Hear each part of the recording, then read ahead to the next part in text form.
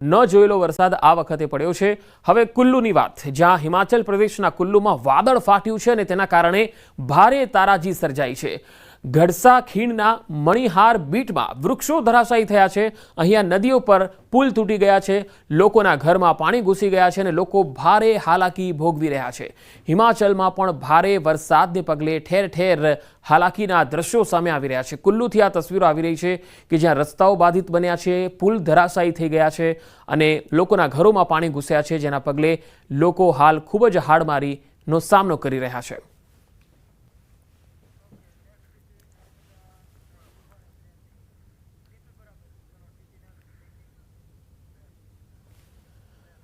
हाल सूरतथी एक महत्वपूर्ण खबर मળી રહી છે। નકલી ગોલ્ડનું કારખાનું સુરતથી ઝડપાયું છે। 91.6 કેરેટનો હોલમાર્કનો લગાવી અને વેચાણ કરતા હતા। નકલી સોના સામે અસલી સોનું ખરીદતા પોલીસે 12 લોકોની ધરપકડ કરી લીધી છે। પોલીસે સોનાના નકલી દાગીના પણ જપ્ત કર્યા છે। सूरतનો આ બનાવ જ્યાં 12 લોકોની ધરપકડ કરાઈ છે। પોલીસે સોનાના નકલી દાગીના પણ જપ્ત કર્યા છે। નકલી ગોલ્ડનું કારખાનું આ લોકો ચલાવતા હતા અને આખું કારખાનામાં 100%માં 23% ગોલ્ડનું મિશ્રણ કરતા હતા અને ત્યારબાદ લોકોને અસલી છે એવું કહીને આ નકલી ગોલ્ડ પધરાવી દેતા હતા। હોલમાર્કનો સિક્કો પણ લગાવી દેતા હતા જેથી કોઈને ખ્યાલ ન આવે। પોલીસે તેમની મોડસ ઓપરેન્ડીનો પર્દાફાશ કર્યો છે અને 12 લોકોની धरपकड़ करी છે। लेकिन इसमें हैरानी की बात यह है कि पहले भी ये चेन ऐसा बहुत सारा बेच चुके हैं, तो उसको हम बैक ट्रैक करा रहे हैं कि कहाँ कहाँ उन्होंने चेन बेचा या फिर गोल्ड लोन में उस चेन को जमा किया, वो भी हम रिकवर करने की कोशिश कर रहे हैं और इसमें हम पूरे नेटवर्क को ब्रेक करने की कोशिश करेंगे। કચ્છમાં બુટલેગરોએ વિદેશી દારૂ ઘુસાડવાની એક નવી મોડસ ઓપરેન્ડી અપનાવી છે। ઓઇલ ટેન્કરમાં દારૂ લઈ જવાતો હોવાનું સામે આવ્યું છે। સામખિયારી પાસે ટેન્કરમાં 78,25,000નું વિદેશી દારૂ સહિત 1,08,00,000નો મુદ્દામાલ જપ્ત કરાયો। પોલીસે જગદીશ નામના એક આરોપીની ધરપકડ કરી। વિદેશી દારૂ કોને આપવાનો હતો અને ક્યાંથી મંગાવવામાં આવ્યો આ મુદ્દે પણ પોલીસ તપાસ કરી રહી છે। તો બે અલગ અલગ તસવીરો આપણે બતાવી રહ્યા છીએ। બુટલેગરો દારૂ ઘુસાડવાનો એક નવો કિમિયો અહીંયા સામે આવ્યો છે અને કચ્છનો આ બનાવ છે। પોલીસે ઓઇલ ટેન્કરમાં જે દારૂ લઈ જવાતો હતો તેના તમામ દારૂના જથ્થાને જપ્ત કર્યો છે। 78,25,000નો વિદેશી દારૂનો આ જથ્થો છે જે પકડાયો છે। વડોદરાના સાવલીમાં MGVCLના કર્મચારી પર જીવલેણ હુમલો થઈ ગયો। લાઇનમેન તરીકે ફરજ બજાવતા વીજકર્મી પર હુમલો થયો હતો। પ્રથમપુરા ગામે આવેલ પંચાયતનો વાયર બદલવા ગયો હતો વીજકર્મી। વાયર બદલવા જતા કર્મચારી પર હુમલો કરવામાં આવ્યો। મોડો કેમ આવ્યો એવું કહીને ગામના લોકોએ તેના પર હુમલો કરી દીધો। યુવકે પાવડા વડે હુમલો કરી વીજકર્મીને ઘાયલ કર્યા। હુમલો થતાં જ વીજ કર્મચારી જીવ બચાવીને ભાગ્યો હતો। હુમલા અંગે સાવલી પોલીસ સ્ટેશનમાં ફરિયાદ થઈ છે। અત્યારે હું પ્રથમપુરા ગામે સરપંચના કહેવાથી એક ગાળાનો પંચાયતનો વાયર નાખવા ગયો હતો અને ત્યાં વિજય પરમાર વિજયસિંહ માનથી કેમ લેટ નાખવા આવ્યો ગાળો એમ કરીને મારા પર હુમલો કરતા પાવડાની ઈજાઓ કરી અને માથામાં મારવાડ્યો અને આંખ પર વાગ્યું અને પાછા ભાગમાં માર્યું હતું અને અમે જ્યાંથી નાચ્યા અને આ રીતે અમે સાવલી જીબી પોલીસ સ્ટેશને ફરિયાદ નોંધાવી। આ રીતે જો આવી રીતે આવા હુમલા કરે તો પછી બીજા કર્મચારીઓનો શું થશે। પંચમહાલ કારમાંથી યુવક યુવતીનો મૃતદેહ મળ્યો છે। 2 દિવસથી કાર એક જ સ્થળે પડી હતી। સ્થાનિકોએ પોલીસને જાણ કરતા પોલીસે સ્થળ પર પહોંચી કારનો દરવાજો ખોલાવતા પાછળની સીટમાં યુવક યુવતી મૃત હાલતમાં મળ્યા। બંને યુવક યુવતી વચ્ચે પ્રેમ સંબંધ હતા। 2 દિવસથી બંને યુવક યુવતી ઘરેથી ગાયબ હતા। યુવક યુવતીએ આપઘાત કર્યો છે કે પછી અન્ય કોઈ કારણ છે તેને લઈ હાલ પોલીસ તપાસ કરી રહી છે। તો કારમાંથી યુવક યુવતીનો મૃતદેહ મળી આવ્યો છે। 2 દિવસથી કાર એક જ સ્થળે હતી। લોકોની જ્યારે નજર પડી ત્યારે પોલીસને જાણકારી કરવામાં આવી। પોલીસે જ્યારે બંનેને કારનો દરવાજો ખોલ્યો ત્યારે આ બંને યુવક યુવતીના મૃતદેહ મળી આવ્યા છે।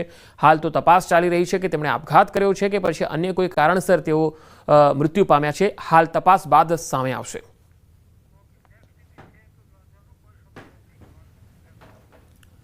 બાંધેલા હાથી સાથે અમાનુષી અત્યાચારનો એક વિડીયો હાલ સોશિયલ મીડિયામાં વાયરલ થયો છે। વિડીયોમાં દેખાય છે કે હાથીનો એક પગ જાડી દોરીથી બાંધેલો છે અને મહાવત જેવો દેખાતો એક વ્યક્તિ લાકડીથી હાથીને બેરહેમીપૂર્વક માર મારી રહ્યો છે। સાથે અન્ય એક વ્યક્તિ પણ હાથી પાસે દેખાય છે।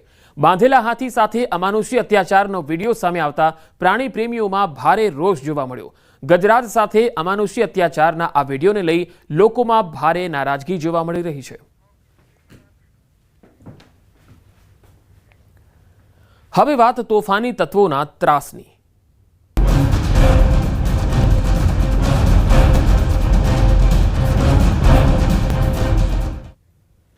અસામાજિક તત્વોના ત્રાસના વિરોધમાં રાજકોટ ભાવનગર હાઈવે પર આવેલું સરદાર ગામ આજે બંધ રહ્યું છે। અસામાજિક તત્વોની દાદાગીરીને લઈને સરદાર ગામમાં બંધનું એલાન કરાયું છે।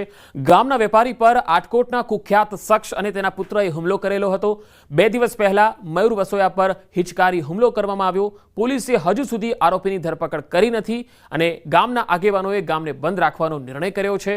સરદાર ગ્રામ પંચાયતે આ પરિપત્ર જારી કર્યો। ગ્રામ પંચાયત ખાતે ગામજનો અને વેપારીઓ ભેગા થયા, જ્યાં અસામાજિક તત્વોના ત્રાસ સામે ગ્રામજનોમાં ભારે આક્રોશ ઠાલવવામાં આવ્યો અને આરોપીઓને જલ્દી પકડવામાં આવે તેવી પોલીસને રજૂઆત પણ કરવામાં આવી। તો ગામ સજ્જડ બંધ રહ્યું કારણ કે અહીંયા તોફાની તત્વો, અસામાજિક તત્વોનો ત્રાસ ખૂબ વધી રહ્યો છે, જેથી ગ્રામ પંચાયતે એક પરિપત્ર કર્યો છે ને આવા અસામાજિક તત્વોના ત્રાસના વિરોધમાં આજે બંધ પાડ્યું છે। તમે તસવીરોમાં પણ જોઈ શકો છો કે કેવી રીતે ગામના વેપારી પર હુમલો થઈ જાય છે, અસામાજિક તત્વ આવી જાય છે અને હુમલો કરીને જતા રહે છે। સરદાર ગામ હવે અસામાજિક તત્વોનો અડ્ડો બની ગયું હોય એવું લાગી રહ્યું છે કારણ કે અહીંયા કાયદો વ્યવસ્થાની સ્થિતિ છે એ ખૂબ જ કથળતી જઈ રહી છે। પોલીસનો કોઈને ડર નથી, કાયદાનો કોઈને ડર નથી, ગામ લોકોમાં ફફડાટ છે।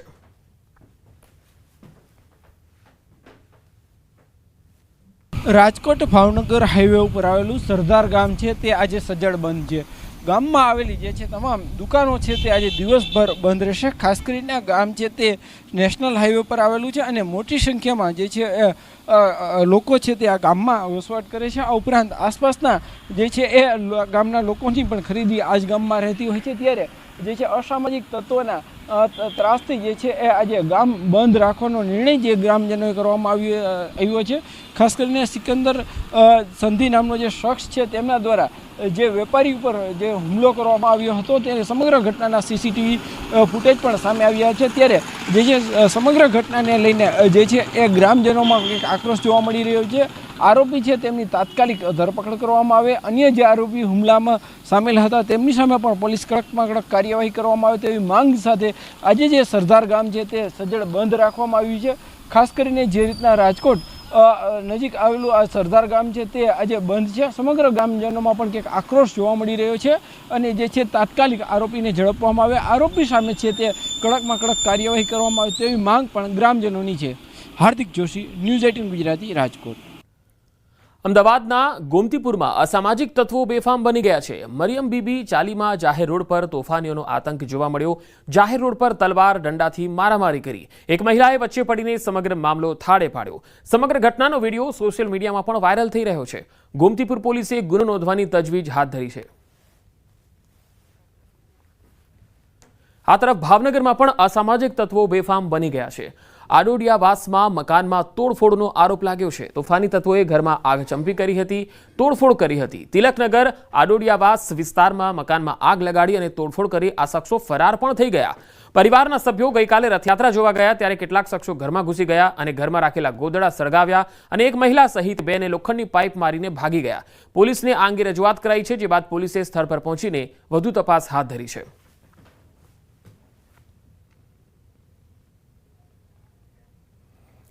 યાત્રાધામ શામળાજીમાં એટીએમ કાપી ચોરી કરવામાં આવી। એટીએમ કાપીને 5.50 લાખની ચોરી કરવામાં આવી।